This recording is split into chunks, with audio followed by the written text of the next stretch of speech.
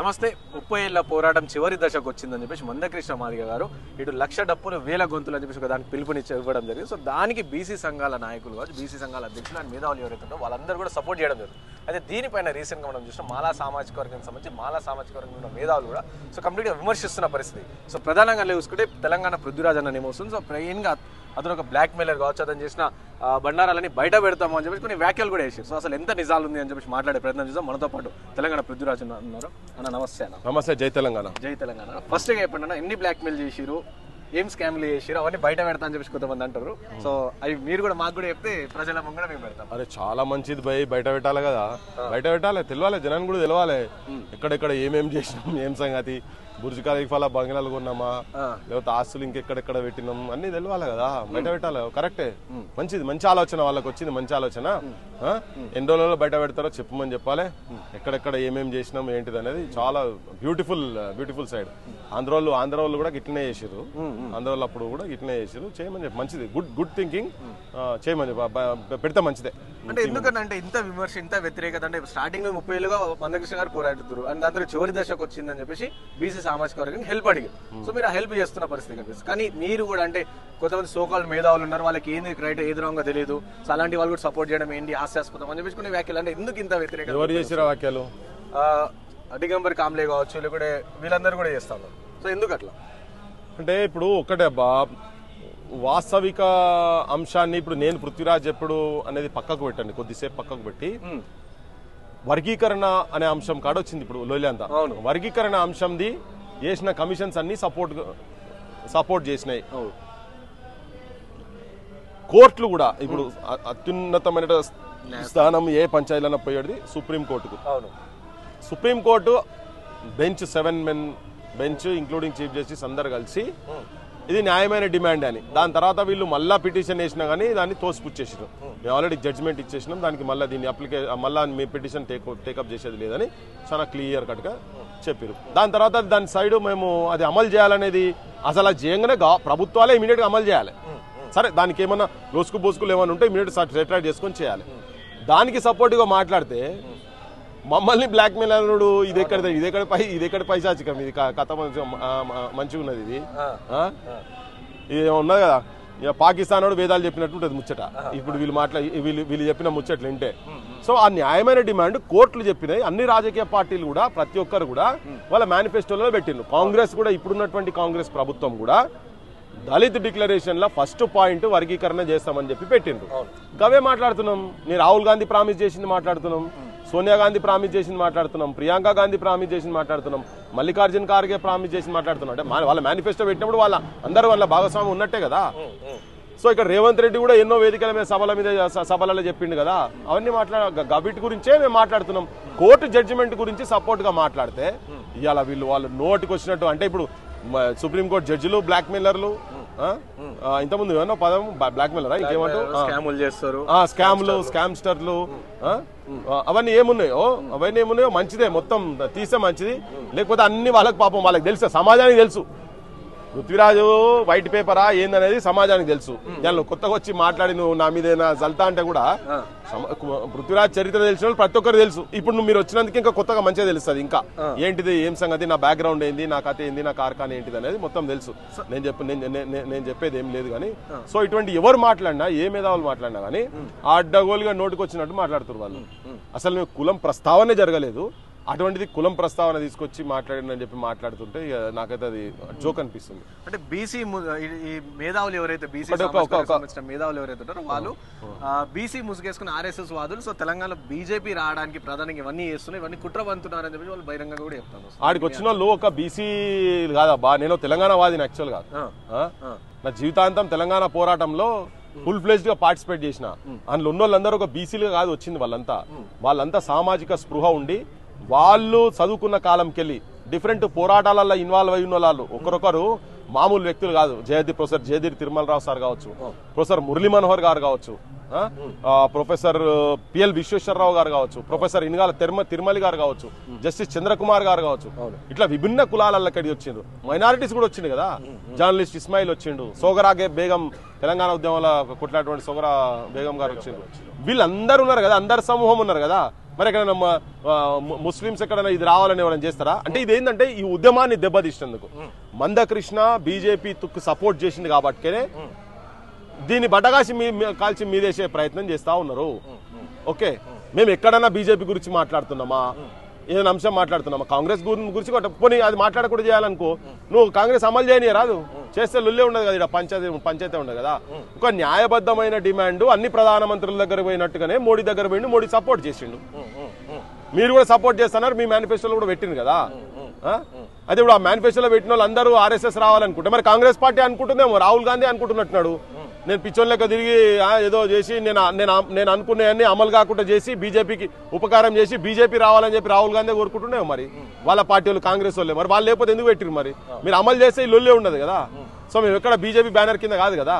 ఇంకోటి మా జీవితాంతం ఎక్కడ కూడా జెండా ఎవరు పట్టలే. ఇప్పుడు నేను చెప్పిన పేర్లు మొత్తం ఎక్కడ కూడా వాళ్ళ జీవితంలో ఎక్కడన్నా వాళ్ళ అనుబంధ సంఘాలకెళ్ళి ఎక్కడన్నా పనిచేసినది ఉంటే చూపియండి.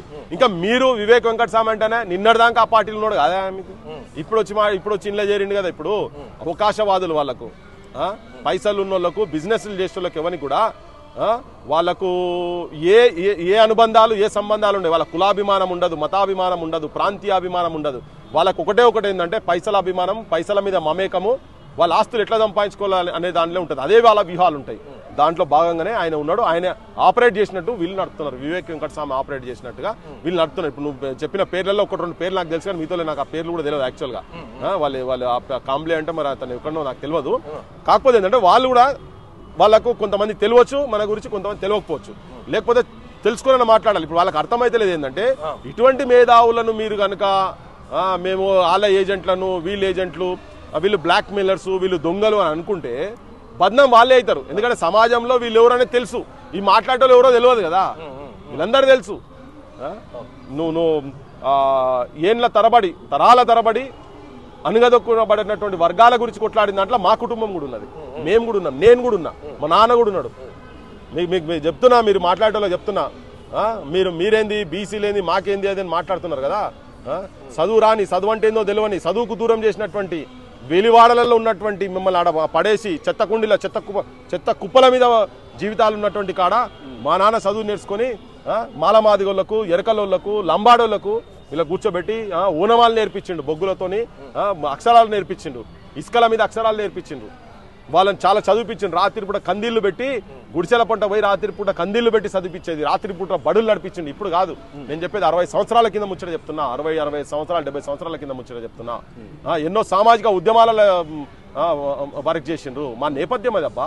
మాకు సామాజిక బాధ్యతలే నేర్పేటోళ్ళు ఎక్కడ మీకు తెలియదా? మీకు అవి ఏమి ఎరకనే లేదా? మీరు ఏం మాట్లాడతారు నాకు తెలియదు. మీరేం మాట్లాడుతున్నారు అని అంటే ఎక్కడ అంటే ఇప్పుడు మీరు కోర్టులను తప్పుపడతారు, కమిషన్లను తప్పుపడతారు, అన్ని రాజకీయ పార్టీలు సపోర్ట్ చేసిన వాటిని తప్పుపడతారు. మా అసలు మాట్లాడితే మమ్మల్ని బ్రోకర్ అంటారు, ఏజెంట్ అంటారు. ఇది ఒక కథ, ఇదంతా ఉట్టి తమాషా ఇదంతా. సో ఇంకోటి వాళ్ళు ప్రధానంగా చెప్తా ఉన్నారు ఏంటంటే ఇటు కమిషన్లు గురించి అని చెప్పి ఉషా మేరా కమిషన్ గురించి ఇవన్నీ చేపించిన కమిషన్లు కూడా ఒకసారి మీరు చదివితే బీసీ మేధావులు ఇలా మాట్లాడారు. ఎందుకంటే ఆ కమిషన్లు కూడా ఆల్రెడీ చెప్పారు. అంటే చాలా సందర్భాల్లో మనం చూసినాం, మాలలో దోచుకున్నారు, బాలలు ముంగడ పడుతున్నారు, అది అని చెప్పి చాలా సందర్భాల్లో చూసినాం మనం కొన్ని కమిషన్. సో ఉషా మేరా కమిషన్లు కూడా ప్రధానంగా అందులో ఉంది. సో మాదిగా సామాజిక వర్గమే ముందుంది మాల వర్గానికి సంబంధించి. సో అవి ఎందుకు చూసా ఈ మేధావులు అనేటోళ్ళు కూడా ఫస్ట్ ఆ కమిషన్ చదివినాక మాట్లాడాలి అని చెప్పేసి కూడా అంటా ఉన్నారు. అంటే ఇప్పుడు వీళ్ళే ప్రపంచంలో మేధావులు మొత్తం వీళ్ళేనట. ఇప్పుడు ఆడ వచ్చి మాట్లాడిన వాళ్ళందరూ రొట్టిదేనా? ఇప్పుడు దీని గురించి అన్నాం, ఓకే మీకు ఉన్నది అంటే మా దగ్గరికి వెళ్ళి కూడా టీం వస్తుంది పోయి మాట్లాడతాము, మీరు అట్లా మేధావులు ఉంటే తీసుకొచ్చి కూర్చోబెట్టండి అని. వాళ్ళ చర్చనే లేకుండా బూతులు మాట్లాడి ఎట్లా పడితే అట్లా తిట్టి, మీరు లంగలు దొంగలు, మీరు ప్రాస్టిట్యూట్స్, మీరు బ్లాక్ మెయిలర్స్ అంటే చర్చ లేకుండా చేస్తున్నట్టు వీళ్ళు గీ పదాలు మాట్లాడి మెంటల్ మేధావులు, అరే తురే అని మాట్లాడు, చదువుకున్నోళ్ళు అట్లా తలకాయ ఉన్నోళ్ళే నాకు అర్థమైతలేదు. గీ భాష మాట్లాడుకుంటా ద్వేషించుకుంటా దూషించుకుంటా మాట్లాడితే ఇది ఎక్కడ పద్ధతి అబ్బా? ఎవడు కూర్చుంటాడు, ఎవరు మాట్లాడతారు? ఇప్పుడు కూడా చెప్తున్నాం, వాళ్ళు వచ్చి కూర్చోదు ఉంటే మా దగ్గరికి వెళ్ళి ఉన్నారు, మా వాళ్ళు కూడా ఉన్నారు, మేము కూడా వస్తాం, మేము కూర్చుంటాం. మరి ఆడ చర్చిస్తారో మీ దగ్గరికి వెళ్ళి ఎవరు వస్తారో చెప్పండి, చెప్పి కూర్చుంటే మాట్లాడతారు, వాళ్ళు మాట్లాడతారు. కానీ దూషణలు గీషణలు చేసిరు కదా, మరి అన్నిటికీ ముక్కు నేలకు రాయాలి. ముక్కు నేలకు రాసి తప్పైందని ఒప్పుకోవాలి.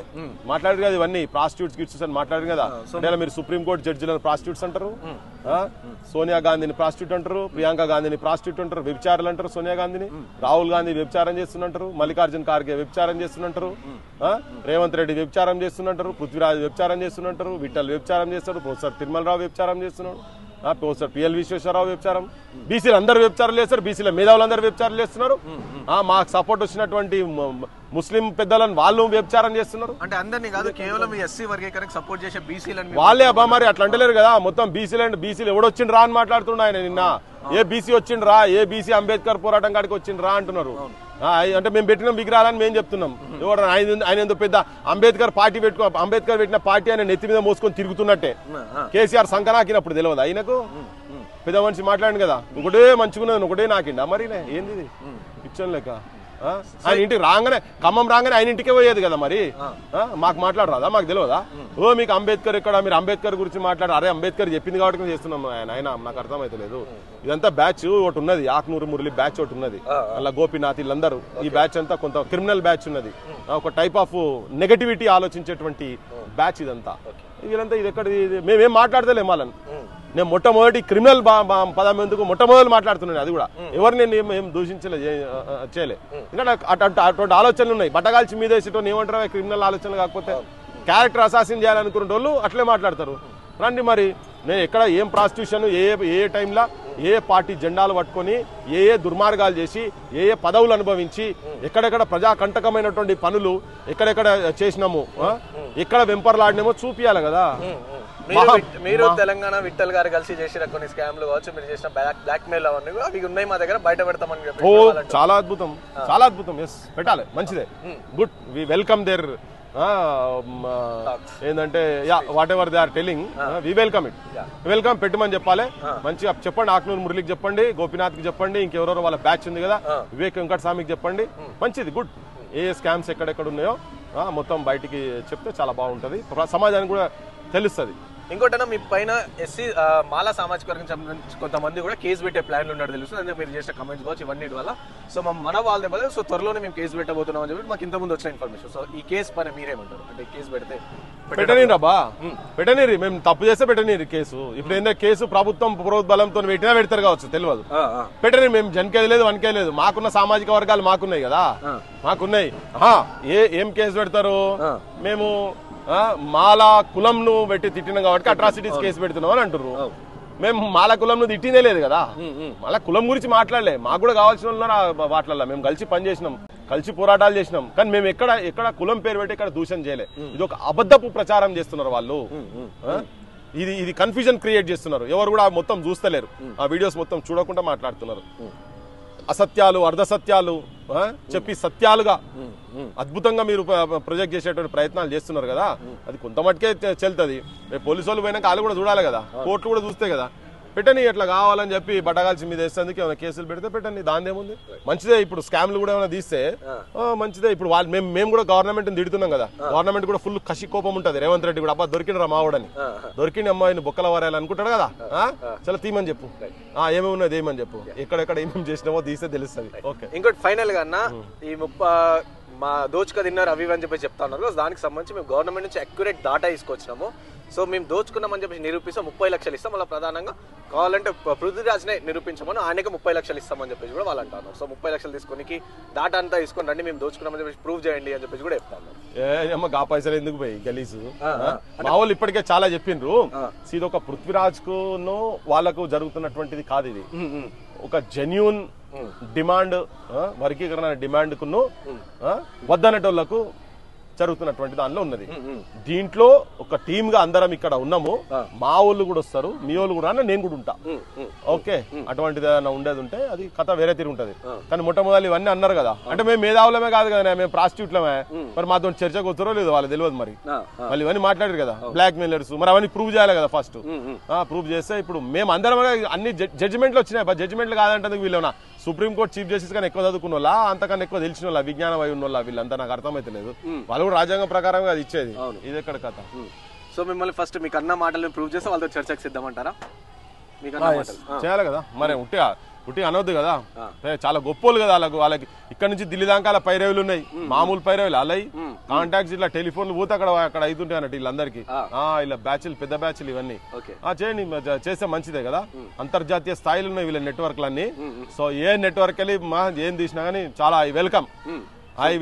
ఐ వెల్కమ్ వాళ్ళు ఏమేమి మాట్లాడారో ఏందో అన్ని జనరల్గా ప్రూఫ్ చేస్తే ఎవరెవరు ఎక్కడెక్కడ ఏమేమి చేసిర్రు మేము ఎట్లా మెంటల్ మేధావులమో ఏంటిదో మేము ఎట్లా బ్లాక్ మెయిలర్స్మో మేము ఎట్లా చీటర్స్మో లేకపోతే ఇంకేమేమి పదాలు ప్రాస్టిట్యూట్స్ అని అన్నారు కదా మా మేధావులందరినీ మమ్మల్ని అనేది అంటే మేమేం అనకపోతుంది కానీ మా ఆచార్యులను కూడా అన్నారు కదా ఓకే చలో కానీ మేము ప్రజాక్షేత్రంలో ఉన్నాం కాబట్టి ఇవన్నీ నడుస్తుంటాయి కానీ అసలు సమాజం గురించి ఉద్ధరణ గురించి పాటుపడాల్సినటువంటి అటువంటి వాళ్ళ మీద కూడా మాట్లాడితే మీకు ఎంత కుసంస్కారులు మీకు జనానికి అర్థమవుతుంది ఎంత సంస్కారహీనులు ప్రజలకు తెలుస్తున్నది Akunuri Murali and batch MF Gopinath batch ఉన్నారు కదా అంటే మా ఇంట్లో ఎవరు లేదు కేవలం మీ మాలా సామాజిక వర్గం సంబంధించిన వాళ్ళమే అని చెప్పేసి కూడా వాళ్ళు అన్నారు అంటే మేము అడిగినాం నేను డైరెక్ట్ అడిగినా సో మీ వాళ్ళు కూడా వాళ్ళే కదా తిడుతున్నది ఎవరు తిడుతున్నారు ఇప్పుడు దిగంబర్ కామ్లే కాదు నిన్న ఎంఎఫ్ గోపీనాథ్ తిట్టిండు అంటే సోషల్ డెమోక్రాటిక్ ఫోరం లా కో కన్వీనర్ దాని కన్వీనరు ఎవరు ఆకునూరు మురళి మరి ఆ బ్యాచే కదా తిట్టేది ఇంకా వీళ్ళని మాటలు మాట్లాడలే తెలిసి తెలియక మేము మమ్మల్ని అట్లాంటిరా మాలా అనొచ్చు అబద్ధపు ప్రచారం చేస్తున్నట్ల వీళ్ళు కూడా మాలలో అనకముందే మాలలో నిన్న గుంజిండ్రు కానీ వీళ్ళు డైరెక్ట్ పేర్లు పెట్టి తిడుతురు కదా వాడు వీడని డైరెక్ట్ పేరు ఏది ఈ బ్యాచ్ ఆకునూరు మురళి బ్యాచ్ ఉంది కదా వీళ్ళు అసలు కథలు వీళ్ళయి లోపల ఒకటి బయట ఒకటి మాస్క్ ఇప్పుడు అన్మాస్క్ అయితే నగర చాలా ఉన్నాయి డేటా సో మీరు కూడా బయట అరే నువ్వు ఫస్ట్ అది దిగి నువ్వు దిగి నేను డేటా అంటే బ్లాక్ మెయిల్ చేసేది కాదు నువ్వు కౌంటర్లు మాట్లాడినాడు నేను కూడా ఏమేమి కౌంటర్లు ఇవ్వాలనో నేను కూడా చెప్తా నేను కూడా అన్ని మాట్లాడతా కానీ ఒక్కటి మాత్రం అబ్బా నిజంగా కూడా ఎక్కడన్నా చేసి ఎక్కడన్నా వీళ్ళకి తెలిసి నా పేరు చెప్పి నిజంగా ఎక్కడన్నా ఉన్నాయంటే జర చూసుకుందాం అది కూడా జర అది గట్టిగా వస్తాడు చూడు థ్యాంక్ యూ విన్నారు కదా ఇది తెలంగాణ పృథ్వీరాజ్ చెప్తాను సో నేను చేసిన బ్లాక్ మెయిల్ కావచ్చు మా కన్న మాటలు కావచ్చు అవన్నీ కూడా నిరూపిస్తే మేము దేనికంటే దానికి సిద్ధమని చెప్పి చెప్తా ఉన్న పరిస్థితి అండ్ మెయిన్గా ఫస్ట్గా అన్న మాటలు ఏవైతే చర్చకు సిద్ధం సో ఫస్ట్ అన్న మాటలు పైన క్షమాపణ చెప్పి ముక్కులు ఎలాగ రాసింది దాని తర్వాత మీరు చర్చకు పిలిస్తే మేము కూడా చర్చ కోసం అండ్ మేము ఏమేమి చేసామో బ్లాక్ మెయిల్స్ ఏవైతే వ్యాఖ్యలు అవన్నీ కూడా నిరూపించాక మాట్లాడదామని చెప్పి కూడా పృథ్వీరాజ్ గారు చెప్తారు పరిస్థితి